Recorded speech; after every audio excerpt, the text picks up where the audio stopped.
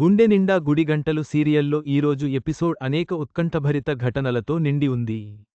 రోహిణి గర్భవతి కాదని తెలియడంతో ప్రభావతి నిరాశ చెందుతుంది. బాలు చేసిన పని వల్ల మీనాకు అనారోగ్యం కలుగుతుంది. రవి శృతి ఇంటికి వెళ్లి అక్కడే స్థిరపడతాడు. గుండె నిండా గుడిగంటలు సీరియల్ ఈరోజు ఎపిసోడ్లో ప్రెగ్నెన్సీ కాదని రోహిణి చెప్పడంతో ప్రభావతి చాలా నిరాశపడుతుంది. ఇలా చేశావేంటమ్మా అని ప్రభావతి అంటుంది. అందుకే కీడెంచి మేలెంచమ్మన్నారు అని సత్యం అంటాడు. ఇంతలో బాలు, మీనా వంటింట్లోకి వెళ్తారు. నీళ్లలో పసుపు, ఆవాలు మరికొన్ని వేసి కలిపి ఏం అడగకుండా మీనాను తాగమంటాడు బాలు. దాంతో మీనా తాగుతుంది. ఎలా ఉందని బాలు అడిగితే వికారంగా ఉందని, తల తిరుగుతుందని, వాంతి వచ్చేలా ఉందని పరుగెత్తుతుంది మీనా.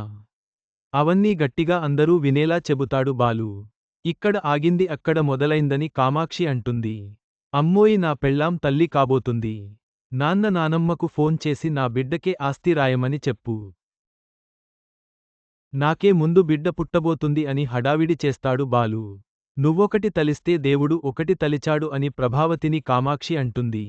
ఏరా నిజమా అని సత్యం అడిగితే నాకు కవల పిల్లలు అయ్యేలా ఉన్నారని బాలు అంటాడు. ఇంతలో వచ్చి మీనా వచ్చి అదేం లేదని, కాషాయం తాగించి అత్తయ్యను ఏడిపించాలని చెబుతున్నారని అంటుంది. కామాక్షిని పైకి తీసుకెళ్తుంది ప్రభావతి. ఏంటి వదినా, పెద్ద కోడలికి మనవడు వస్తాడు. అత్త ఆస్తిని తీసుకోవచ్చని, నువ్వు మనోజ్ గాడు ఏం పని లేకుండా ఉందామని తెగ ఆశపడినట్లున్నావ్. కాని నిరాశపడినట్లున్నావ్ అని చాలా సెటైరికల్గా అంటూనే ఉంటుంది కామాక్షి. ఎక్కడ మీనాకు కడుపు ముందు వస్తుందో, అత్తయ్య ఆస్తి తన్నుకుపోతుందేమో అని ప్రభావతి అంటుంది.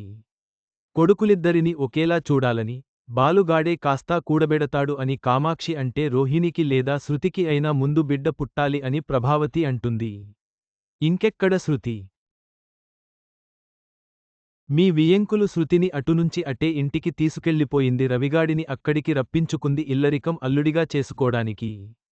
ఇక రవిగాడు అక్కడే సెటిల్ అయిపోతాడు అని చెప్పిన కామాక్షి వెళ్ళిపోతుంది. మరోవైపు శృతికి ప్రభావతి కాల్ చేస్తుంది. ఇంటికి రమ్మని ప్రభావతి చెబుతుంది.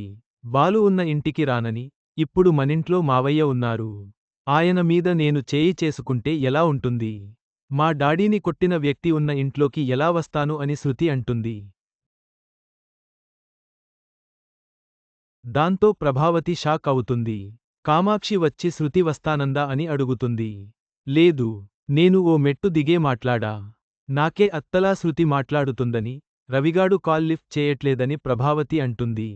అత్తింట్లో 2 రోజులు ఉండేసరికి లిఫ్ట్ చేయట్లేదా? అప్పుడే మారిపోయాడా? శృతితో ప్రేమగా మాట్లాడి రవిని తీసుకొచ్చుకో, లేకుంటే దూరమైపోతాడు.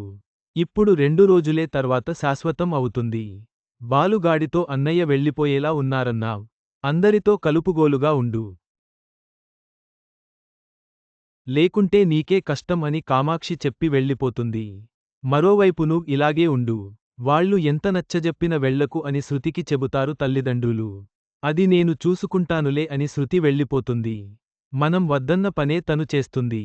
ఈ విషయానికి ఎక్కువగా మాట్లాడకు అని శోభనతో సురేంద్ర అంటాడు. మరోవైపు రోహిణికి జీలకర్ర వేసి వేడిచేసిన నీళ్లు ఇచ్చిన మీనా ప్రెగ్నెన్సీ గురించి బాధపడుతున్నావా అంటుంది.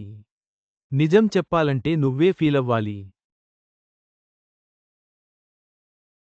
నాకంటే ముందు పెళ్లి చేసుకుని ప్రెగ్నెన్సీ కానందుకు అని రోహిణి వెళ్ళిపోతుంది. మరోవైపు మీ నాన్న విషయంలో ఏదో ఒకరోజు మా అమ్మ భద్రకాళి అవుతుందని రోహిణితో మనోజ్ అంటాడు. ఇంతలో రవి పేరు మీద పార్సల్ వచ్చిందని కొరియర్ అతను అంటాడు. రవిని పిలవమని సత్యం అంటే వాడు ఇంకా రాలేదని బాలు చెబుతాడు. పైనుంచి కిందకు వచ్చిన రవి గురించి తపిస్తుంది ప్రభావతి. వాడి పేరు విన్నా, వచ్చాడా అని ప్రభావతి అంటుంది. పార్సల్ గురించి తెలిసి ఇక వాడు రాడేమో అని బెంగపెట్టుకుంటుంది ప్రభావతి. వీడెళ్ళి ఆయనకు సారీ చెబితే వస్తారేమో అని మనోజ్ అంటాడు. దాంతో మనోజ్పై సీరియస్ అవుతాడు బాలు. దాంతో ప్రభావతి బాలును కోప్పడుతుంది. ఎంతసేపు నేను కొట్టిందే అంటున్నారు కాని ఈ ఇంటి కోడలి మీద వేసిన నింద కనిపించట్లేదా అని బాలు అంటాడు. ఇల్లును ముక్కలు చేస్తున్నావ్ అని ప్రభావతి అంటుంది. అలా గుంపులుగా విడగొట్టేది నువ్వు, మనుషుల మనసులు విరగొట్టేది నువ్వు అని బాలు అంటాడు. ఏమంటున్నాడో చూశారా అని ప్రభావతి అంటే, నిజాలేగా అంటున్నాడు అని సత్యం అంటాడు. తర్వాత రోహిణిని తన తండ్రి గురించి అడుగుతుంది ప్రభావతి. అసలు నీకు పుట్టిల్లు ఉందా? మీ నాన్న ఇంటికి రావాలి. లేకుంటే నీ స్థానమేంటో చూపిస్తా. నీ బతుకు ఎలా ఉంటుందో తెలుస్తుంది అని ప్రభావతి వార్నింగ్ ఇస్తుంది. అక్కడితో నేటి గుండెనిండా గుడిగంటలు సీరియల్ ఎపిసోడ్ ముగుస్తుంది. ఈ ఎపిసోడ్లో చోటుచేసుకున్న సంఘటనలు కుటుంబంలో తీవ్రమైన ఉద్రిక్తతను సృష్టించాయి. రవి, శృతి మరియు బాలు వల్ల కలిగే పరిణామాలను తెలుసుకోవడానికి తదుపరి ఎపిసోడ్ కోసం ఎదురు చూద్దాం.